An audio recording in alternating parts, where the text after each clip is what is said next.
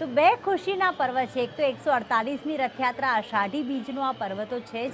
અને અષાઢી બીજ કહેવાય ને કે જેટલા આપણા આખા વર્ષમાં જે શાસ્ત્રોમાં વણજોયું મુહૂર્ત કહેવામાં આવે છે, અષાઢી બીજનો પર્વ એક એવો પર્વ છે કે જ્યારે કહેવાય ને કે આખા દેશમાં, આખા સમસ્ત બ્રહ્માંડમાં હરિયાળી જ હરિયાળી હોય છે.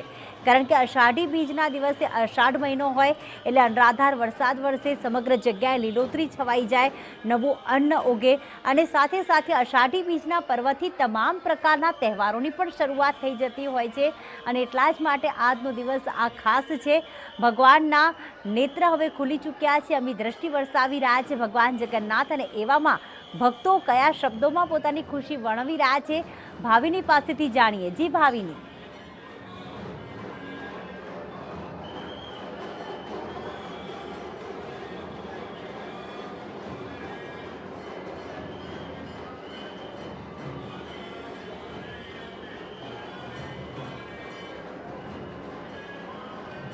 ભગવાન જગન્નાથજીની 148મી રથયાત્રા બસ થોડી જ વારમાં તેની શરૂઆત થશે. તે પૂર્વે અત્યારે મંદિરમાં છે, મંદિરના પ્રાંગણમાં છે, ભક્તોનું ઘોડાપૂર ઉમટી રહ્યું છે.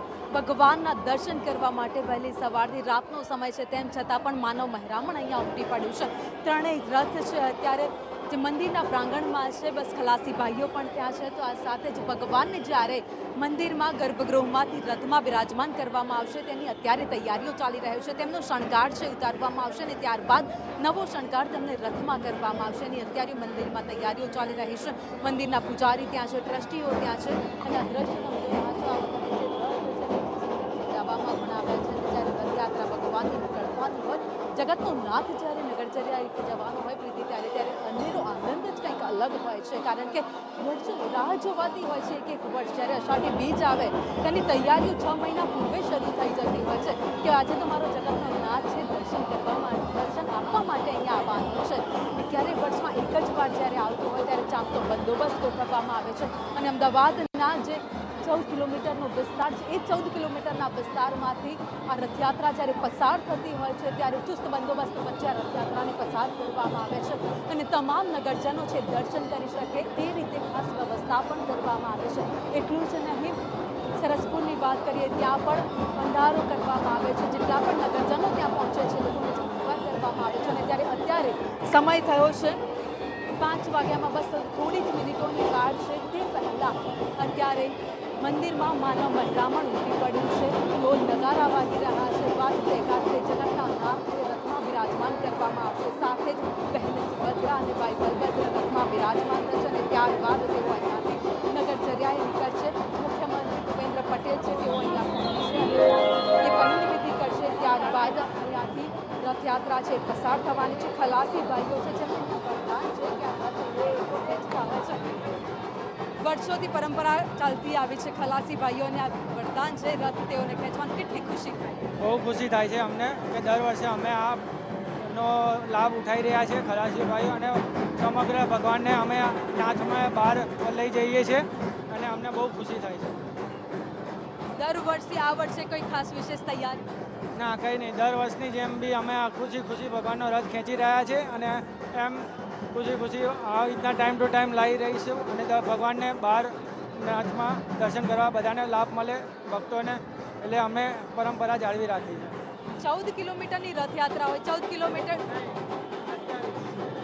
આખી રથયાત્રા દરમિયાન જે રથ ખેંચવો પડે તેવું લાગે કે થાક લાગ્યો છે કે પછી મજા જ આવે? ના, એવું કશું જ નહીં. થાક તો ભગવાનની દયાથી, ભગવાન જગન્નાથની દયા છે. કંઈ થાક નહીં, કશું જ નહીં, એવું કશું જ થતું નથી.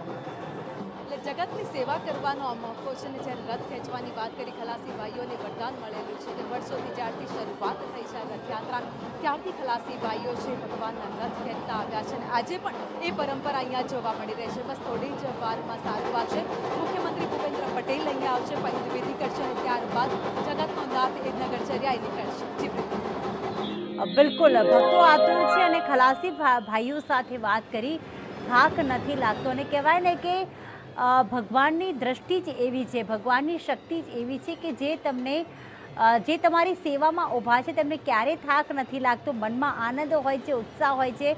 અત્યારે આપ જોઈ રહ્યા છો કે મંદિર પરિસરમાં રથ તૈયાર છે ને બીજી બાજુ ભગવાન જગન્નાથ, બહેન સુભદ્રા અને ભાઈ બલભદ્રને જે લાલ રંગના પહેરવેશ, જે વાઘા પહેરાવવામાં આવ્યા હતા હવે એક નવા વાઘા પહેરાવવામાં આવશે અને ત્યારબાદ ભોગ ધરાવવામાં આવશે. 4 વાગે મંગળા આરતી થઈ, ત્યારબાદ લગભગ 4:45 આસપાસ ભગવાનના નેત્ર પરથી પાટા હટાવવામાં આવ્યા અને ભગવાનની અમી દ્રષ્ટિ જે છે એ ભક્તો પર હવે પડી રહી છે. અને હવે કહેવાય ને કે મંગળા આરતીથી લઈને પહિંદ વિધિ સુધી આ 3 કલાકનો જે સમયગાળો હોય છે એમાં ભગવાન પર અભિષેક પણ કરવામાં આવતો હોય છે. કારણ કે રાજા જ્યારે ઠાઠથી રથમાં બિરાજમાન થવામાં આવતા હોય ત્યારે પવિત્ર જળથી, પવિત્ર દ્રવ્યોથી તેમને અભિષેક કરાવીને, તેમને ભોગ ધરાવીને અને શુદ્ધ કરવામાં આવે છે. સરસ મજાના આજના દિવસે તેમને વાઘા ધારણ કરાવવામાં આવે છે અને હાલમાં ભગવાનને કરવામાં આવી રહ્યો છે અનોખો શણગાર. દિવ્યા અમારી સાથે છે. દિવ્યા, મંદિર પરિસર, ભગવાનની મૂર્તિઓ, આ તમામ રથયાત્રાના રંગ અમે અત્યારે સંદેશ ન્યૂઝ પર ભક્તોને બતાવી રહ્યા છીએ. જે ઘરે બેઠા ભક્તો જે રથયાત્રામાં પ્રત્યક્ષ નથી જોડાઈ શકતા તે પરોક્ષ રીતે પણ રથયાત્રા અત્યારે નિહાળી રહ્યા છે. ત્યારે ખાસ બીજા પણ રંગો બતાવશો, બીજા પણ એવા ભક્તિના રંગો જે ખરેખર આજના દિવસમાં સોનામાં સુગંધ ભેળવી રહ્યા હોય. કેવો માહોલ ત્યાં?